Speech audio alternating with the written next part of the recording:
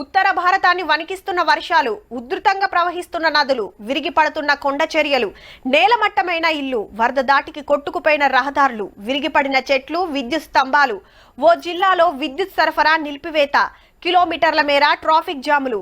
ఇక వివరాల్లోకి వెళ్ళినట్టయితే నదిలో బ్రిడ్జిలు కట్టినట్టే ఉన్నదిలే. ఢిల్లీలో యమునా నది గీ తీర్లు ఉరుకులాడుతుండే వరకు ఉతారులు నిండ్లన్నీ మునిగి ఇట్లా క్యాంపులకు వచ్చి ఉంటాన్రు. కొందరు డివైడర్ల మీదనే డేరాలు వేసుకున్నారు. ఇక రోడ్ల మీద ఈదలేక బండ్లు కార్ల పోతున్నది చిన్న తిప్పల కాదు. ఉత్తరప్రదేశ్ నోయిడాలను అయితే నదొడ్డుకున్న ఇండ్లు గుడిసెలను ముంచి పడేసింది. మొగులు మించి చూస్తే గిది పరిస్థితి. ప్రయాగ్రాజ్ లో గంగా యమునా నదుల రూబడి చిన్నగా లేదు.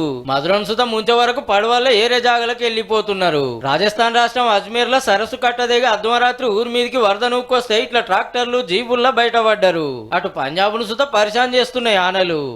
ఊర్లే ఖాళీ చేస్తారంటే చూడురిగా. పాకిస్తాన్ బార్డర్ మునిగిపోతట్టుంటే ట్రాక్టర్ల మట్టి మొరం ఉసుక బత్తాలు తెచ్చి అడ్డం వేస్తున్నారు లోకల్ పబ్లిక్.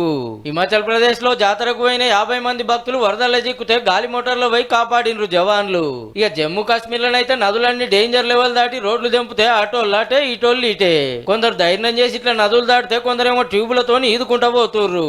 అసలే రాకుంటున్న కాడ జవాన్లు మొద్దులు ఇనుప బొంగులతో అప్పటిదప్పుడు బ్రిడ్జి కట్టి దాటిస్తున్నారు. ఎంత అని చెప్తాం, అంత ఆగం. చెల్ మీరు చేయబట్టే గింత నష్టం, ఇష్టం ఉన్నట్టు అడవులు నరికేస్తాండ్రు, అందుకే వరదలు వస్తున్నాయని గరమైంది దేశం పెద్ద కోర్టు.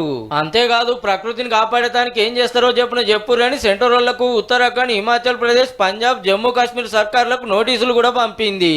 అవు మరి వెనకటి అడవులు లేవు, గుట్టలు లేవు, చెరువులు లేవు. డెవలప్మెంట్ పేరు మీద అన్ని పొతం పెట్టుకుంటూ పోతుంటే ప్రకృతి ఖరాబ్ అయి మన మీద పగ తీర్చుకుంటాంది. ఇక నన్న నిద్రలకెళ్ళి లేస్తే ఒడ్డుకు, లేదంటే నిండారా మునుగుడే సుమా.